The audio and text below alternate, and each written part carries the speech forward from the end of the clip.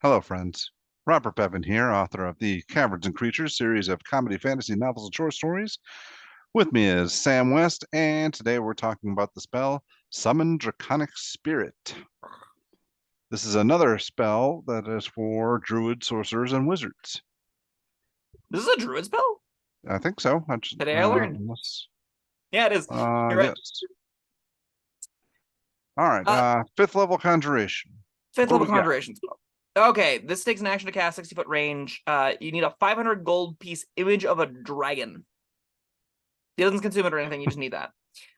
It has an hour concentration like all of these summon spells do, and it does what all the summon spells from Tasha's Cauldron of Everything and onward do. You make a spirit, it comes into a space within range. This is a large spirit, which is pretty nifty because you can ride on it and stuff. It uses the Draconic Spirit stat block, and then you can pick whenever you summon it between three types: chromatic, gem, or metallic. It resembles the chosen family, yada yada. If it drops to 0, it dies, it vanishes, it's gone. Poof, smoke. It is an ally to you and your companions. In combat, it shares your initiative, taking its turn immediately after yours. It obeys your verbal commands with no action required, and if you don't issue any commands, it takes the dodge action and moves to avoid danger. So it's the new age summoning. You conjure this, it eats your concentration, you yell at it, and it does things. You don't have to spend bonus actions on it, you don't have to spend actions on it, it just does things as long as you give it a command. And you can give it a command for free. So there's no reason not to. The spirit itself has like functionally a very similar stat block to a lot of these other ones. It would have like it's got an AC that cares about the level of the spell you cast it. A lot of the mechanics in this care what spell level you're casting this at. So it's very important to know this is a 5th level spell when you cast it. So out the gate, the AC of the Draconic Spirit is 14 plus 5, which is an AC of 19, which is very good out the gate. 9th level, having a 19 AC dragon with 50 HP is pretty bitchin'. It also has a 60-foot fly speed. That's very good. Sure. Additionally, it has, so depending on the type you picked, chromatic or metallic or gem, it has resistance to acid, cold, fire, lightning if it's metallic or chromatic, and poison, sorry. So those 5. If you pick gem, it gets force, necrotic, psychic, radiant, or thunder. This being one of the rare instances of force damage resistance. So that's something. Not really, Yeah. but it's, neat. It's kind of like, it's a little trivia fact. Oh, hey, this is one of the few things in the game that are resistant to force damage. Immune to a bunch of conditions, got blind sight, which is really good. 30-foot blind sight is just great. 60-foot dark vision. Its challenge is equal to your proficiency bonus. I don't know if you care about the CR of this thing in 95% of cases. Additionally, you get the resistances, whenever you summon the thing, you pick one of its resistances and you get that resistance, which is handy because this also doubles as like a protection from energy. So you can basically, whenever you summon this thing, pick any damage type and have resistance to it as long as it's not bludgeoning, slashing, or piercing. That's pretty cool. Finally, and this is the real meat of the spell, outside of, the blind sight, the fly, the energy resistance, all that's gravy. It's got multi-attack. And the multi-attacks a number of times equal to half the spell's level, so at a 5th level you get 2 attacks with its rend, and it uses its breath weapon. Every single turn. No recharge, no nothing. You get rend 2 attacks and a breath weapon. The rend attack being a d6 plus 4 plus the spell's level piercing damage, so it's a d6 plus 9 with just a 5th level spell slot, and it does that twice a turn, which is it's gonna feel like you're hitting with great swords, because like 2d6 plus 4-ish, it's gonna be a little bit better than that. It's gonna feel like 3d6 plus 4-ish. It's a lot of damage. It's good damage. The breath weapon is a 30-foot dex save cone for 2d6 of the damage type. So this is putting out 2d6 in a cone plus 2d6 plus 18 damage around, conceivably, which is a lot, and it adds up very quickly. And if you just spend one spell level higher and get a 6th level spell slot for this, it gets bonus HP, it gets bonus AC, and it gets an extra attack, which is pretty good. Yeah, it's baffling to me that somebody thought this was on par with Anti-Life Shell. Right? The new age spells are way better on average than the older ones, but there are some, outliers in the old ones where it's like, oh, this isn't okay. This is not something they should have put here, but it is now, so everything else gets to be compared to it, and we get fun things like Summon Draconic Spirit, which are very good. Because like, if you compare this to even something like Conjure Minor Elementals, Conjure Fey, any of the old Conjure stuff that gives you groupings of creatures, this is nowhere close to as powerful as those.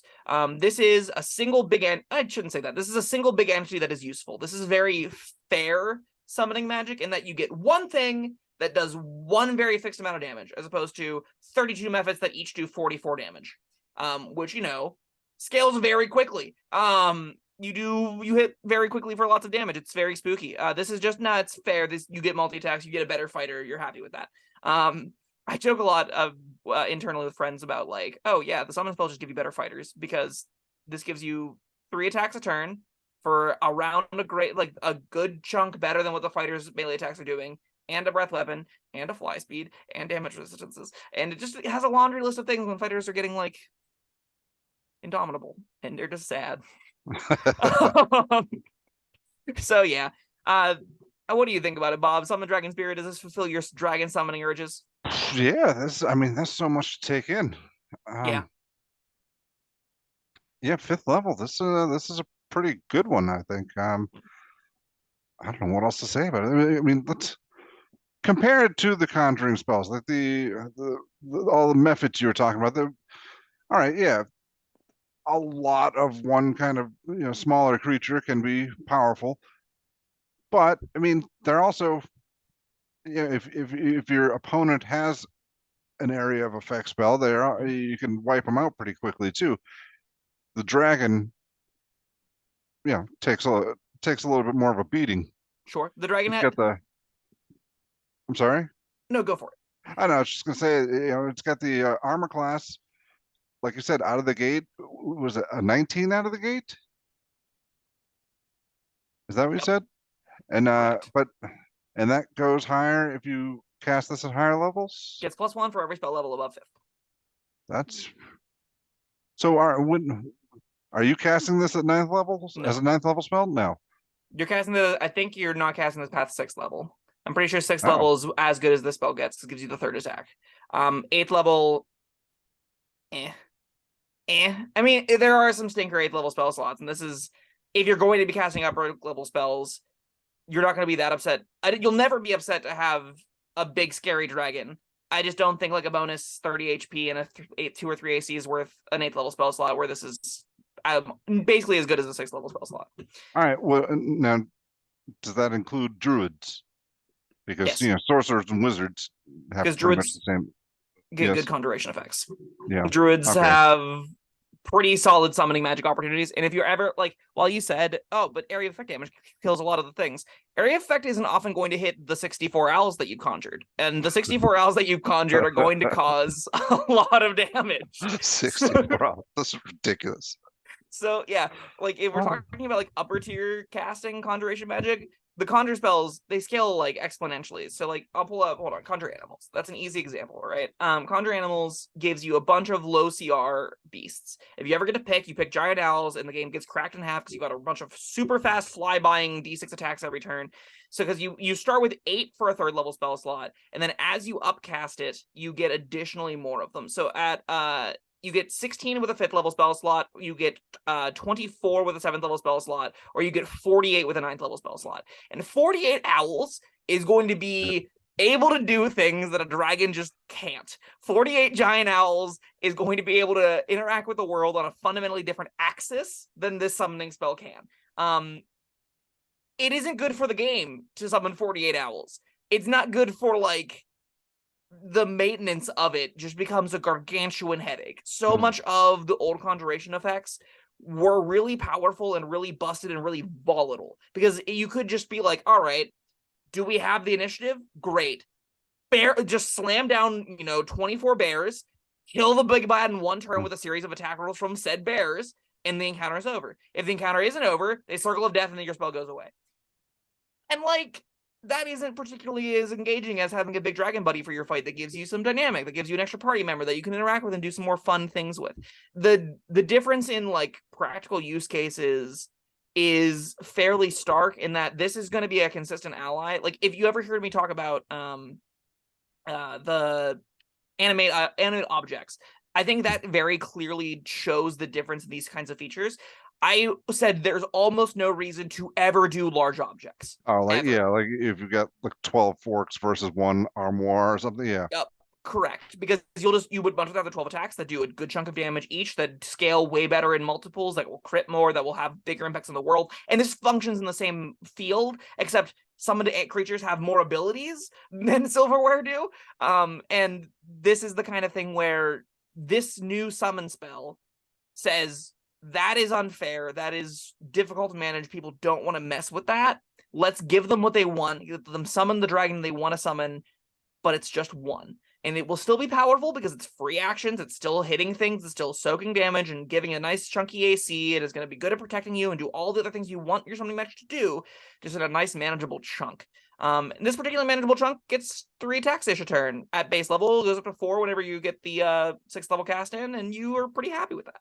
And one of them's a breath weapon. Do the breath weapons just do damage, or do they have condition effects? It does do damage, and they also notably don't scale with levels, so you'll only ever get the 2d6 cone, which is kind of a bummer, but I will say, like, there are some of these where the drop in complexity is really steep. The drop in, like, getting nifty stuff goes down dramatically. I thought it'd be really cool if you got to pick specifically the type, and then it would have the attached breath weapon conditions. I think that'd be really interesting, because you could have, like, the copper breath, the copper slow breath, or the silver, paralysis breath, or whatever. And that it may be harder to balance, it may be difficult to necessarily parse all of that. But at least with the older spells, you'd be like, oh, you get any Fae. You could pull out some really cool, fun, wacky nonsense with it. You could break the game in half with pixies, but you could also do neat things with sprites and their sleep darts and stuff, right? You could also have dryads be a summonable option that you could use to get tree stride and whatnot. And these newer spells, they give you a cleaner, simpler version of it, and they give you just one stat block to look at instead of having to pull out the monster manual.